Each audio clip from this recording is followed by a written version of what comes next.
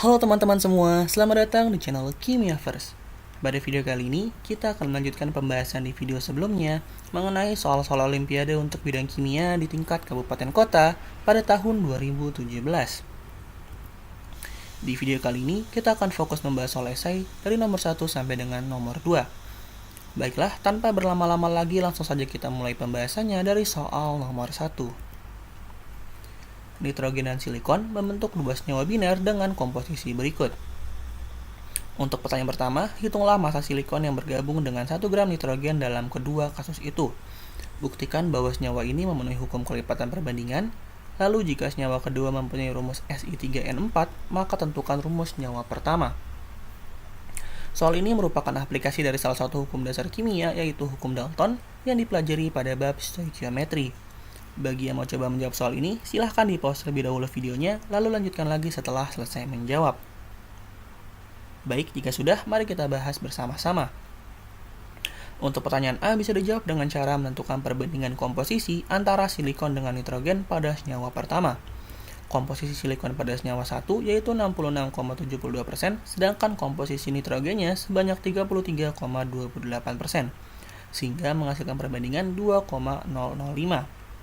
Artinya, jika terdapat 1 gram nitrogen, maka terdapat massa silikon sebanyak 2,005 kalinya atau sekitar 2,005 gram.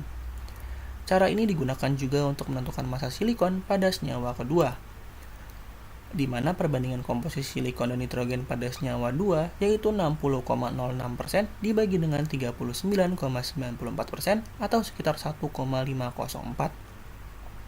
Artinya, jika kita memiliki 1 gram nitrogen, maka terdapat massa silikon sebesar 1,504 kalinya atau sekitar 1,504 gram.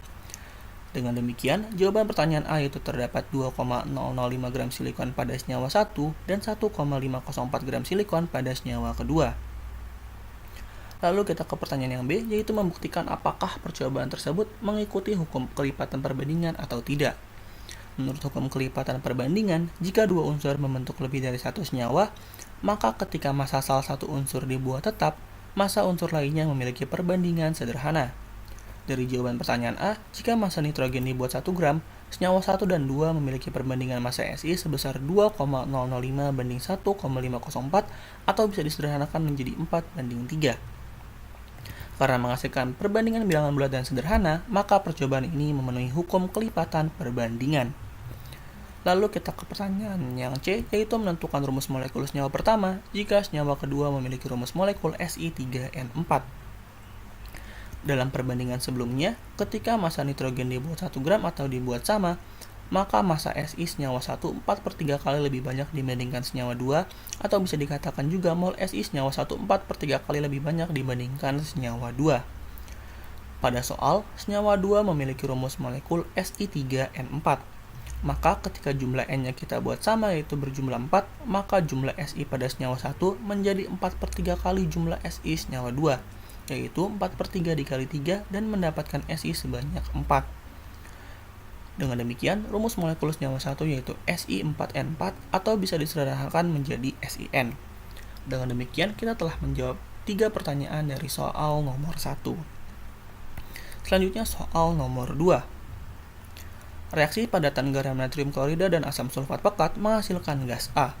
Tetapi jika ke dalam reaksi tersebut ditambahkan padatan mangan 4 oksida, dihasilkan gas B.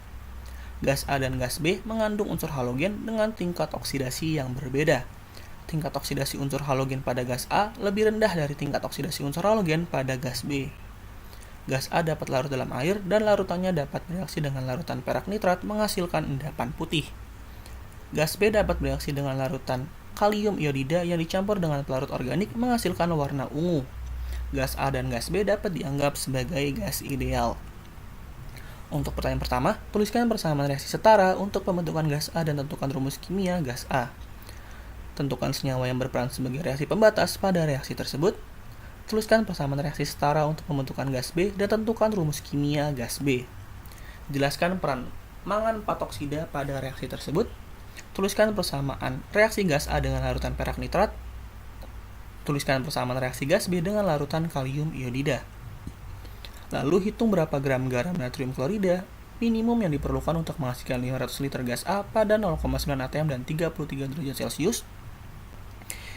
Hitung berapa gram mangan oksida minimum yang diperlukan untuk menghasilkan 300 liter gas B pada 0,95 atm dan 30 derajat Celcius.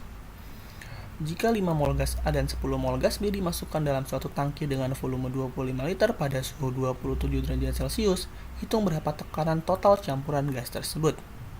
Soal ini masuk ke dalam materi kimia unsur, dan untuk menjawab soal ini kita harus memahami sifat-sifat unsur, khususnya golongan halogen yang dibahas pada soal ini. Bagi yang mau coba menjawab soal ini, silahkan di pause terlebih dahulu videonya, lalu lanjutkan lagi setelah selesai menjawab. Baiklah, jika sudah, mari kita bahas bersama-sama. Kita bahas 3 pertanyaan terlebih dahulu.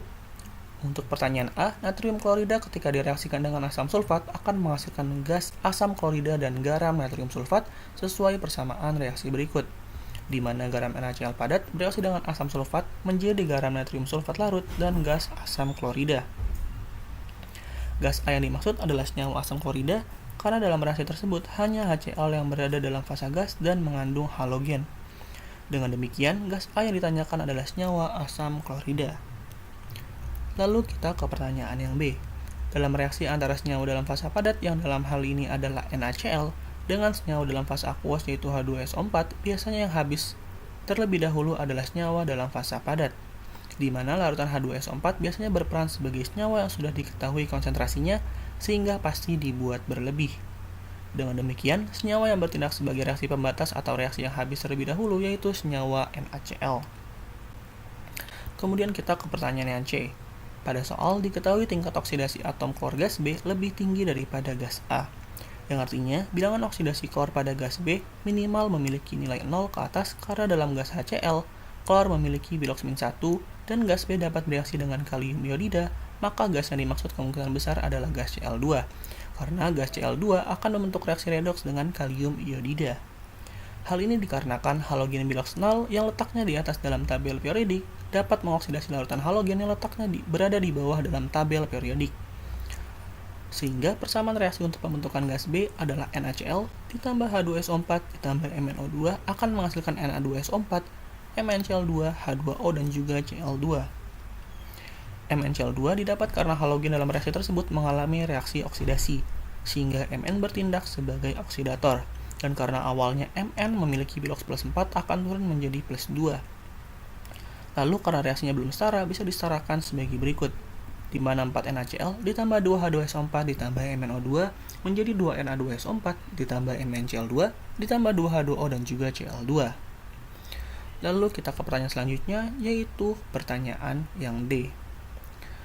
Pada reaksi NaCl dengan MnO2 membuat atom klor mengalami oksidasi, maka senyawa MnO2 bertindak sebagai oksidator atau zat yang mengalami reduksi.